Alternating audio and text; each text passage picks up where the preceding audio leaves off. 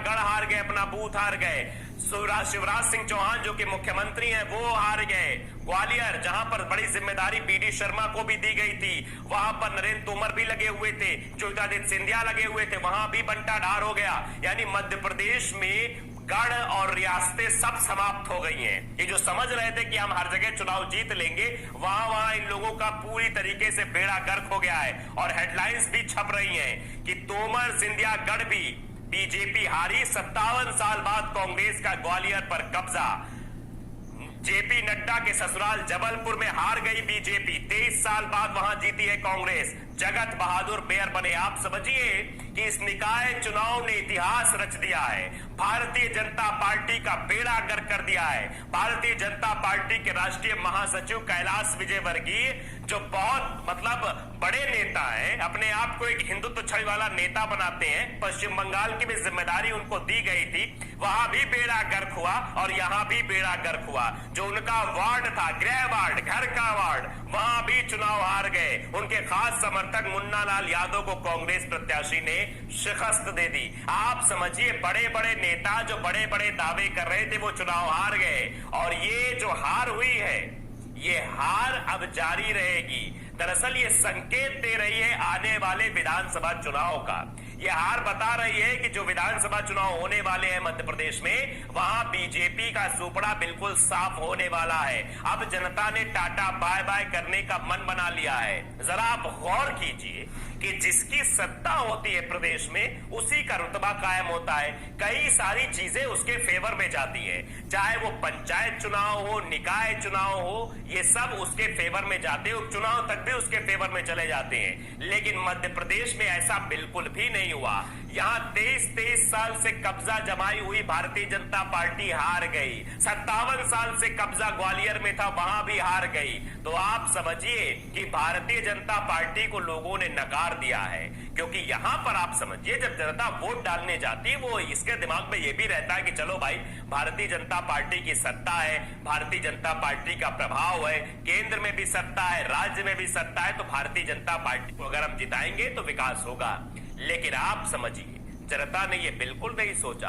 जनता Bharatiya Janata party के अत्याचारों से त्राइमाम कर रही थी, इसीलिए टाटा बाय बाय करने लगी कि हटिए, अब कुछ नहीं होना है, आप बिल्कुल यहां से निकल जाइए, हम बिल्कुल आपको नहीं चुनना चाहते। ग्वालियर, जबलपुर, छिंदवाड़ा, सिंगरौली, सब जगह भारतीय जनता पार्टी हार गई। कहीं से भी भारतीय जनता पार्टी जीतती हुई नहीं नजर आई है। बड़े बड़े गढ़ हार गए। अब अंदाजा आप लगा सकते हैं कि हालत आखिरकार क्या है। ग्वालियर महापौर में कांग्रेस पार्टी ने इतिहास रच दिया है। कांग्रेस प्रत्याशी शोभा सिकरवार को 2,35,154 और भाजपा की सुमन शर्मा को 2,06,349 वोट मिले। आपको बता दें कि कांग्रेस नेता विष्णु माधव भागवत ग्वालियर पार्टी के अंतिम महापौर थे। 1966 में महापौर बने थे। विष्णु माधव भागवत परिषद द्वारा चुने गए थे। ये बड़ी अपने आप में जीत बताई जा रही। भाई जबलपुर की अगर बात करें तो जबलपुर में महापौर के चुनाव में कांग्रेस नेता जगत बहादुर सिंह अन्नू की जीत हुई है। मतगणना के बाद कांग्रेस प्रत्याशी जगत बहादुर सिंह अन्नू को 2,93,188 वोट मिले, जबकि बीजेपी को महज 2,48,963 वोट, जो कि जितेंद्र जमादार थे, उनको मिले। तो ये साफ तौर पर ये तस्वीरें दर्शा रही हैं कि किस तरीके से भारतीय जनता पार्टी का सोपड़ा साफ हो गया है। क्योंकि भारतीय जनता पार्टी ने जनता के साथ क्या किया है, अब जनता इस बात को समझ गई है। सत्ता होते हुए भी जनता ने भारतीय जनता पार्टी को वोट नहीं दिया, बीजेपी को वोट नहीं दिया। इससे आप अंदाजा लगा सकते हैं। आप देखिए कैसे जो है हेडलाइंस भी चल रही है कि ग्वालियर में कांग्रेस आप ओवैसी भी चमके, बीजेपी ने 4 निगम गंवाए। आप देखिए शिवराज अपना घर नहीं बचा पाए। बुरहानपुर में ओवैसी ने एंट्री मार दी थी, इस वजह से कांग्रेस प्रत्याशी वहां लगभग 300 वोटों से हार गए हैं। लेकिन आप समझिए वहां भी कांटे की टक्कर दी गई थी। सिंधिया भी हालत खराब हो गई थी। सिंधिया जो कि ये दावा कर रहे थे कि ग्वालियर जिता के भेजेंगे, लेकिन वहां भी अपनी सीट गंवा दी है। आप अंदाजा लगाइए, बीजेपी को सबसे बड़ा नुकसान हुआ है। वो इसलिए क्योंकि पार्टी के बड़े नेताओं ने अपनी सीट जो है वो गंवा दी है। केंद्रीय मंत्री ज्योतिरादित्य सिंधिया, नरेंद्र सिंह तोमर का गढ़ ग्वालियर माना जाता है, वहां भी पूरी तरीके से नेस्ता नाबूद हो गई है। यहां पार्टी उम्मीदवार सुमन शर्मा कांग्रेस की शोभा सिकरवार से हार गई। शोभा सिकरवार कांग्रेस विधायक सतीश सिकरवार की पत्नी है। सतीश सिकरवार ने 2018 में बीजेपी की ओर से विधानसभा चुनाव लड़े थे, लेकिन हार गए थे। इतना ही नहीं, बीजेपी के राष्ट्रीय अध्यक्ष जेपी नड्डा और मध्य प्रदेश बीजेपी अध्यक्ष बीडी शर्मा के ससुराल जबलपुर में भी पार्टी की करारी हार हुई है। यानी दोनों अध्यक्षों, प्रदेश अध्यक्ष और राष्ट्रीय अध्यक्ष, उनकी ससुराल में भी भारतीय जनता पार्टी करारी हार हुई है। यहां महापौर पद के लिए कांग्रेस के उम्मीदवार जगत बहादुर सिंह ने बीजेपी के उम्मीदवार डॉक्टर जितेंद्र जवादार को 44,339 वोटों से हरा दिया है। वहीं अगर कांग्रेस की बात करें, कांग्रेस पार्टी के उम्मीदवार विक्रम आके ने छिंदवाड़ा से भाजपा के अंतर कुमार धुर्वे को लगभग 3,786 वोटों से चुनाव हरा दिया है। 48 में से 26 वार्ड कांग्रेस ने जीते हैं, बहुमत प्राप्त किया है। वहीं अगर बुरहानपुर की बात करें तो बुरहानपुर में भाजपा की माधुरी पटेल ने अपने निकटतम प्रतिद्वंदी कांग्रेस उम्मीदवार को मात्र 542 अंक मतों से हराया है। ये भी अगर ओवैसी की एंट्री ना हुई होती तो कांग्रेस की उम्मीदवार आशा जैन चुनाव जीत जाती, ये बताया जा रहा था। लेकिन वो ओवैसी की एंट्री की वजह से वोटों का थोड़ा ध्रुवीकरण हो गया, जिस वजह से वहां पर भारतीय जनता पार्टी की माधुरी पटेल चुनाव जीत गई है। तो आप समझिए ये करारी हार है।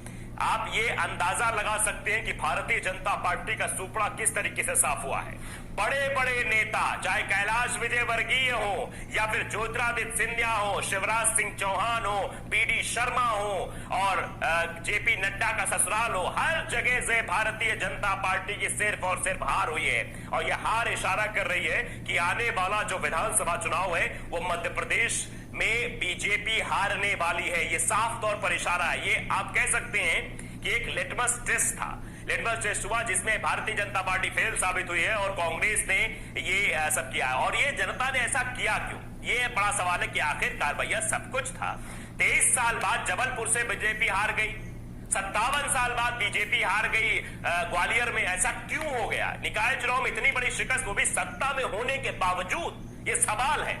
ये सवाल बिल्कुल साफ है। श्रीलंका का हाल आप देख रहे हैं, वहां भी हिंदुत्व और इस तरह का राग आलापा जा रहा था, वहां भी हिंदू मुसलमान करने की कोशिश की गई थी, लेकिन जनता ने बाद में क्या कुछ किया ये आपने देखा। वहां की स्थिति क्या है ये भी आपने बखूबी समझी। आप समझिए कि मध्य प्रदेश में भी, मध्य प्रदेश का पूरे भारत देश में हिंदू मुसलमान करने की पुरजोर कोशिश की, लेकिन ये जो टॉपिक था यहां फेल नजर आया। कहीं से भी ये नहीं दिख रहा था कि यहां पर हिंदू मुसलमान दिखा हो, क्योंकि जनता समझ गई है। श्रीलंका का हाल जनता देख रही है, कैसे विदेशी मुद्रा भंडार खाली हो चुका है। हम केवल खरीदारी कर रहे हैं, इसीलिए डॉलर की कीमतों में लगातार इजाफा हो रहा है। 80 तक डॉलर पहुंच गया है। स्थिति आप देख लीजिए, जीडीपी का हाल आप देख लीजिए, महंगाई का हाल आप देख लीजिए, सब चीजें। और धीरे धीरे हम श्रीलंका बनने की ओर अग्रसर हो रहे हैं, क्योंकि वहां भी खूब ऐसे हिंदुत्ववादी चीजें अपनाई जा रही थी। वहां मीटिंग्स भी, कैबिनेट भी मंदिर के बाहर चल रही थी, संसद भी मंदिर के बाहर लग रही थी, इस तरह की चीजें वहां पर की जा रही थी। और आज श्रीलंका का हाल क्या है ये आप सब बखूबी जानते हैं। इसीलिए जनता ने भी समझ लिया है कि हम हिंदू मुसलमान के इस पचड़े में पड़ना ही नहीं चाहते हैं। हम चाहते हैं विकास, और विकास अगर नहीं होगा तो हम बटन बीजेपी का नहीं दबाएंगे, क्योंकि बीजेपी विकास के नाम पर विनाश कर रही है। इसीलिए भारतीय जनता पार्टी को यह सबक सिखा दिया जनता ने कि तुम्हारे गढ़ और रियासतें सब हारोगे, कहीं से भी नहीं बचोगे। बड़े बड़े नेताओं के गृह जो निकाय थे वहां भी हार गए, यहां तक कि बड़े बड़े नेताओं की ससुराल से भी हार का सामना करना पड़ा। 23 साल बाद वहां चुनाव आ रहे हैं, तो अंदाजा लगा सकते हैं कि ये जो चुनाव था एक लिटमस टेस्ट था, या एक सेमीफाइनल था, जिस सेमीफाइनल में भारतीय जनता पार्टी को हार मिली है। और फाइनल जब होगा, यानी विधानसभा चुनाव जब होगा, तो उसमें स्थितियां और क्लियर हो जाएंगी।